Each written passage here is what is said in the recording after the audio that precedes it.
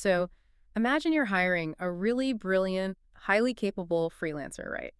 Okay. Now imagine hiring 50 of them, Oh, boy. and you lock them all in this massive conference room together, give them absolutely zero management, and just tell them to figure out how to run your company. That is well, that's a recipe for total corporate collapse. Exactly. It sounds insane. But surprisingly, that is exactly what the tech world is doing with artificial intelligence right now.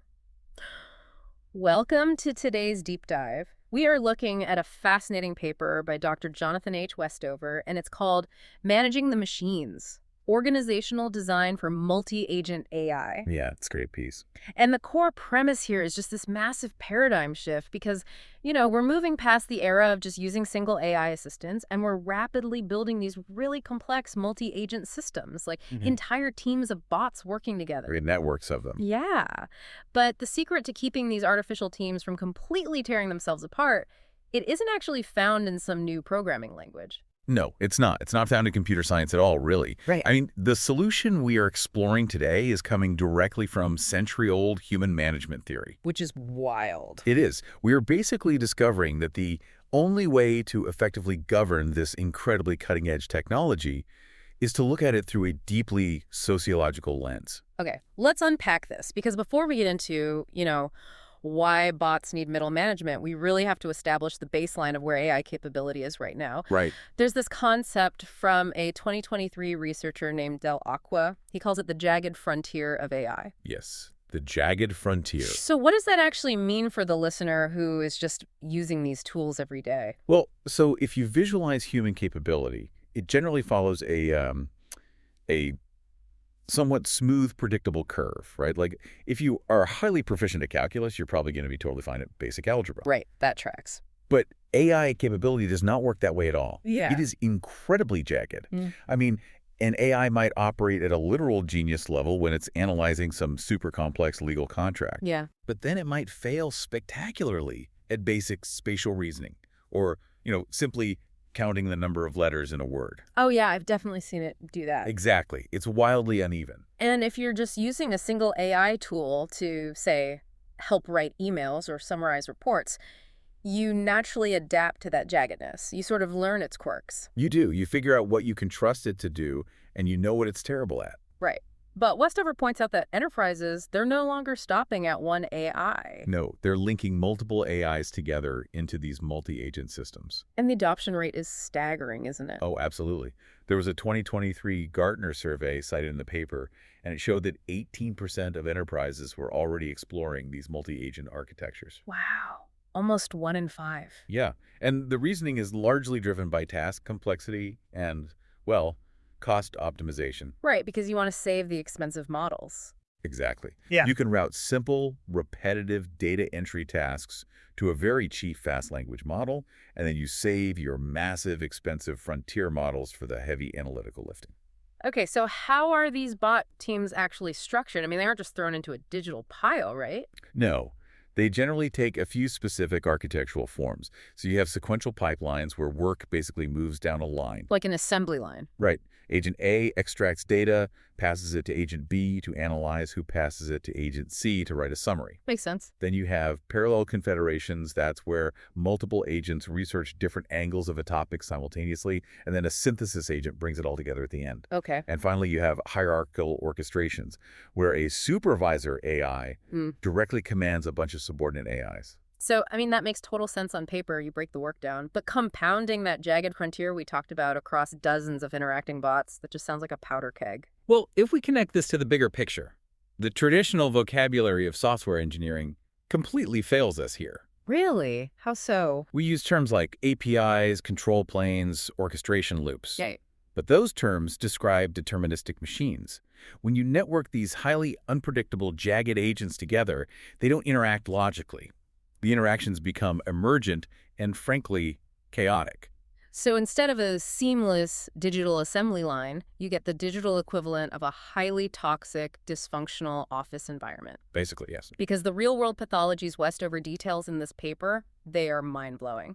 Let's talk about the emergent behavior risk. Oh, the Microsoft Azure example. Yeah. Microsoft Azure DevOps deployed multiple agents under a high workload, and 2 agents ended up locked in what the paper calls an unintended reciprocal feedback loop. Yes. How does that practically happen? I mean, don't they only speak when they're spoken to? Normally, yes. Oh. But these agents were designed for completely different purposes. Yeah. So Agent A outputted a piece of data. Agent B, based on its own specific instructions, misinterpreted that data output as a brand new task request. Oh, no. So Agent B processed the data and sent a confirmation back. But then Agent A read that confirmation as a new task. Are you serious? Yeah, they locked into an infinite loop of passing work back and forth. They ended up eating up 34% of the entire system's compute resources before human engineers finally noticed and pulled the plug. Wait, hold on. You're telling me 2 bots endlessly arguing in a loop is an organizational failure? Yes. Because that sounds like a lazy programmer just forgot to write a stop command. Like, can't you just hard code a limit on how many times they're allowed to reply to each other? It is so tempting to view these issues as simple bugs. But putting a hard limit on replies is just a Band-Aid. It's not a cure. Okay. The root cause wasn't a missing line of code. It was a fundamental lack of clear role definition. Neither agent actually knew what its boundaries were. Oh, I see. And the pathologies get much more insidious than just infinite loops. Like, consider the knowledge fragmentation problem. Right. Dr. Westover details this insurance company that used 5 specialized agents in sequential pipeline for claims processing. So one bot hands the claim to the next, right down the line. Correct. And it ran beautifully for 8 months. Wow, 8 months is a long time in tech. It is.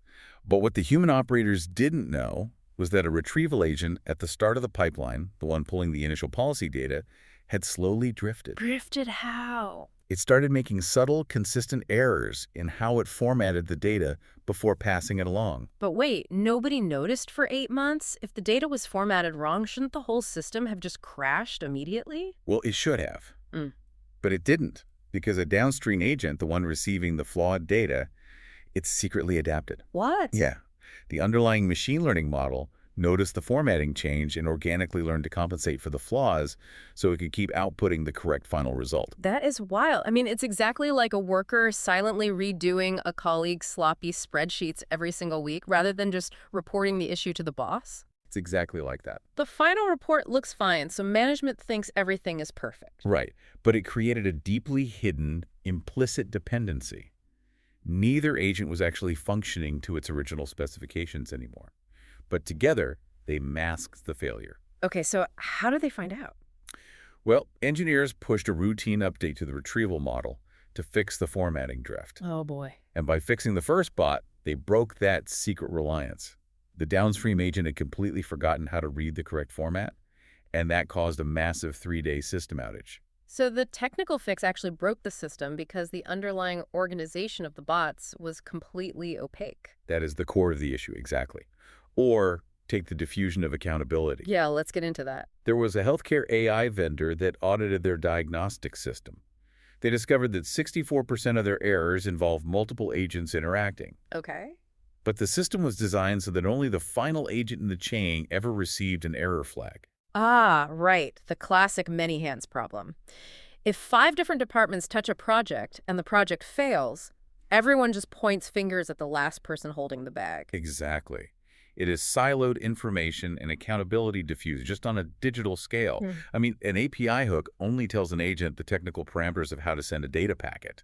It does not tell the agent who actually holds the authority to make a final medical diagnosis. Here's where it gets really interesting, I think. Since we can't just write a Python script to fix, toxic office politics among bots, Westover argues we have to force the AI to follow the literal rules of human corporate management. Yes. And the very first step of that is establishing decision rights. Decision rights are fundamental to any functioning organization. Yeah. In a human company, there is a clear, understood line of authority, right? Right. Like a cashier can process a refund up to $50. Right. But they mathematically cannot process a $51 refund without a manager coming over and overriding the system. Yeah, they need a key or a code. AI needs those exact same authority boundaries explicitly encoded. And the paper highlights Salesforce's Einstein GPT as a prime example of getting this right. They use a tiered system for customer service. They do. The Tier 1 AI agents, they are empowered to handle basic inquiries completely autonomously. but they are given a very strict mathematical confidence threshold. Right, the 0.7. Exactly. If the agent's internal confidence score for generating an answer drops below zero point 0.7, its decision rights are instantly revoked. It is forced to escalate. The task automatically routes to a more advanced Tier 2 reasoning agent or just gets kicked up to a human operator. Right. And by establishing this explicit digital chain of command, Salesforce achieved an 89% first contact resolution rate, and they did it without sacrificing the safety or the accuracy of the answers. Okay, so that establishes a digital chain of command. We know who is allowed to make a decision. Right. But how do we solve the problem of them completely misunderstanding each other, like those Azure bots getting into an infinite loop? Well, we use a concept from sociology called boundary objects. And I have to say, the way this applies to multi-agent AI is absolutely brilliant. It is perhaps one of those elegant solutions in modern software engineering. I love how excited you are about this. Break it down for me. What exactly is a boundary object? So think about large human organizations. The engineering department speaks in highly technical specifications, right? Yeah. But the marketing team speaks in broad customer narratives.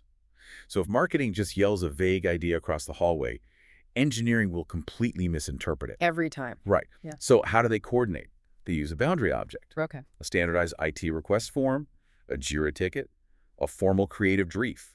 It is a shared, rigid structure that forces different groups to translate their specific knowledge into a universal format that absolutely everyone understands. Right. It's like having an issue with your laptop and having to fill out the IT ticket. You can't just type, "My computer's acting weird." The form forces you to pick a hardware category, list your operating system version, copy the exact error code. It forces you to be clear. It removes ambiguity.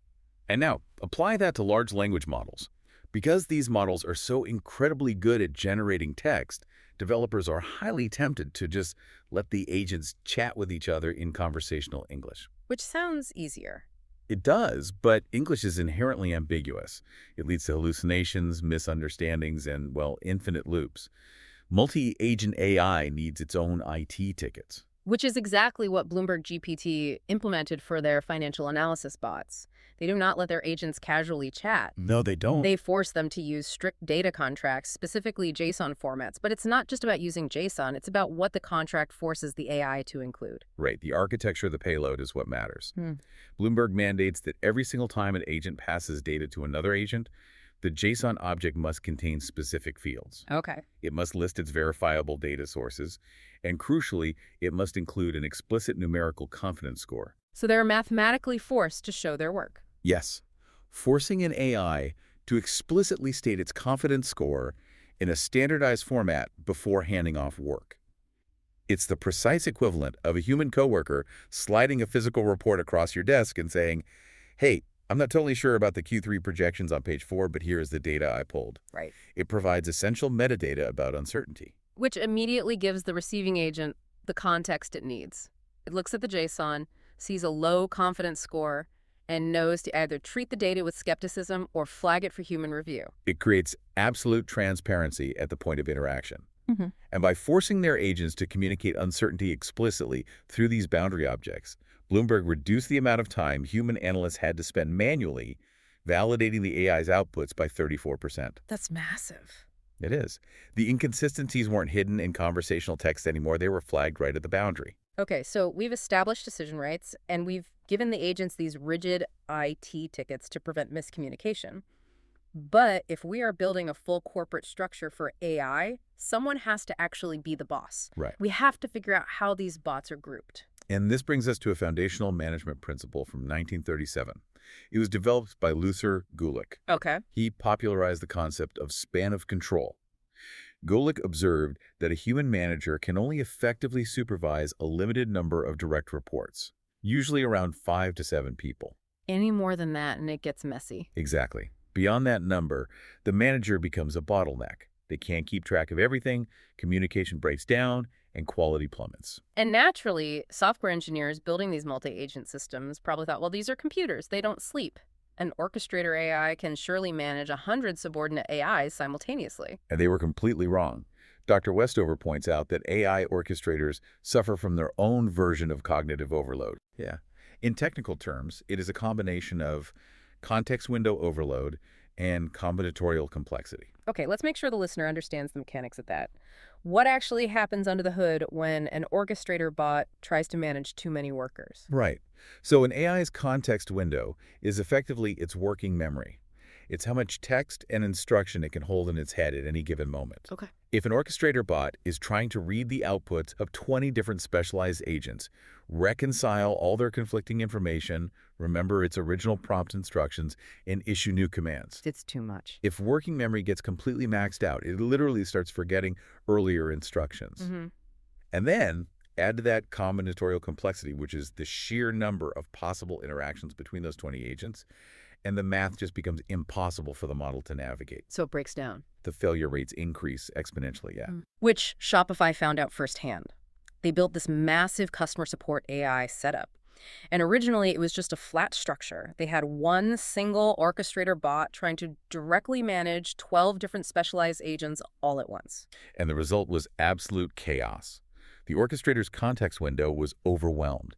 Started getting confused, sending order tracking data to the returns agent or pulling completely irrelevant information for the customer. So Shopify had to draw an org chart. Yes. They moved from that flat structure to a two-tier architecture. They created 4 supervisor agents, one strictly for orders, one for returns, one for technical issues, and one for account management. Right. And each of those supervisors only manages 3 to 4 specialized sub-agents. It is a textbook application of Gulick's 1937 span of control, and the results are undeniable. Just by reorganizing the reporting structure of the AI without changing the underlying foundational models at all, Shopify cut average handling time by 29%. Wow. And they boosted customer satisfaction by 18%. Okay, but let me play devil's advocate here for a second. Sure. Are we genuinely just recreating human bureaucracy for machines? I mean, everybody complains about middle management, red tape, endless layers of approval. Are you saying the ultimate fate of cutting-edge AI is to become a giant bureaucratic machine? What's fascinating here is that the answer is absolutely yes. Really? Yes. We often use bureaucracy as a pejorative term. Yeah. But in complex, high-stakes systems, hierarchy, modularity, and explicit reporting lines, they're not just red tape. They are literal safety nets. I see. They are the mechanisms that stop a localized error in one specific department from cascading and destroying the entire company. Because, a mistake on a T-shirt return is one thing, but Morgan Stanley is using multi-agent assistants for their financial advisors. Exactly. That involves massive data retrieval, portfolio analysis, strict compliance checking. The stakes for that firm are existential. Which is why Morgan Stanley manages this through tiered monitoring, which is another highly bureaucratic concept. Routine, low-stakes data retrieval tasks are logged, but they don't require human approval to proceed. Okay. However, if the multi-agent system tries to draft a communication regarding any transaction over $500,000, it hits a hard stop. Wow. It triggers a mandatory human review. And by combining AI autonomy with strict bureaucratic checkpoints, they reduce compliance incidents by 90%. That's incredible. Kaiser Permanente did something very similar for medical diagnoses, actually. They created a literal physician-led oversight committee just to manage the governance of their AI agents. And they successfully scaled it to 10 million interactions. Bureaucracy is the ultimate safety net. Incredible. But let's bring this back to reality for the listener, If companies are building these massive self-managing AI org charts, where does that leave you? Right. Like, what does your daily job look like when the bots are doing the work and managing themselves? Well, it represents a fundamental shift in the definition of knowledge work.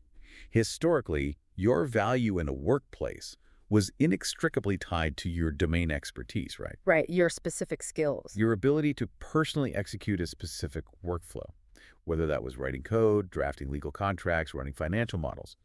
But as multi-agent systems take over the execution layer, the human's role shifts dramatically toward exception handling and system supervision. So what does this all mean? It means your value is shifting from doing the work to conducting the AI orchestra. You are no longer playing the instrument. That's the core of the issue. And playing an instrument requires a very different skill set than conducting.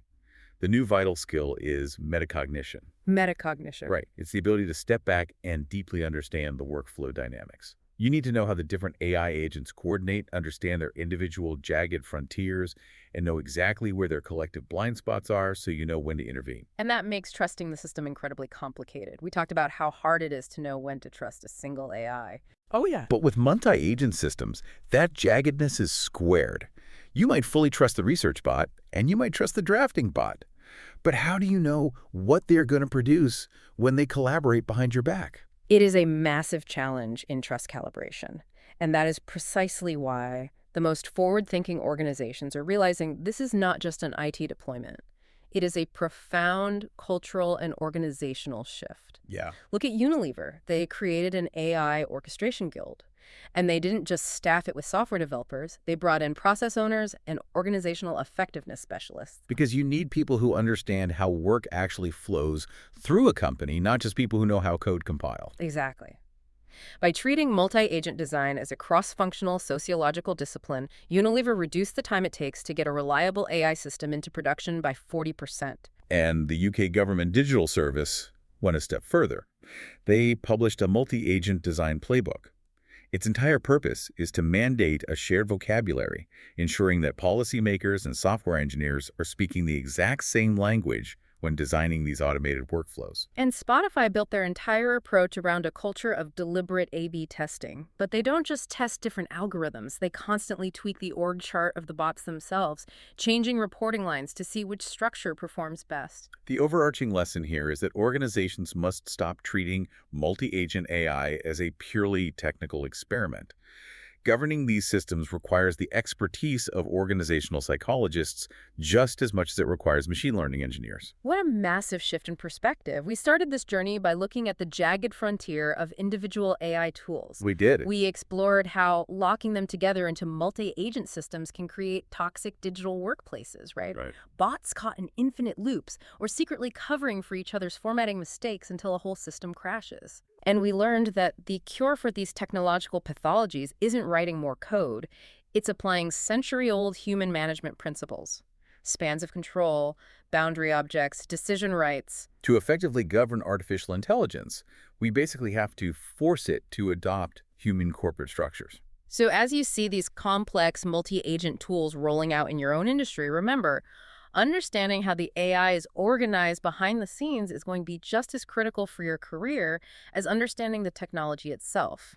I want to leave you with one final thought to ponder. Okay. If we are successfully fixing these incredibly advanced cutting-edge AI systems by forcing them to adopt century-old human corporate structures like middle management, org charts, and standardized request forms, does that imply that human bureaucracy is actually a universal law of intelligence? Oh, wow. Or, as these multi-agent systems scale and become even more capable, will they eventually evolve past our models and teach us a completely new, unimaginable way to organize ourselves? I guess we'll just have to wait and see what the digital freelancers figure out. Thanks for joining us on this deep dive.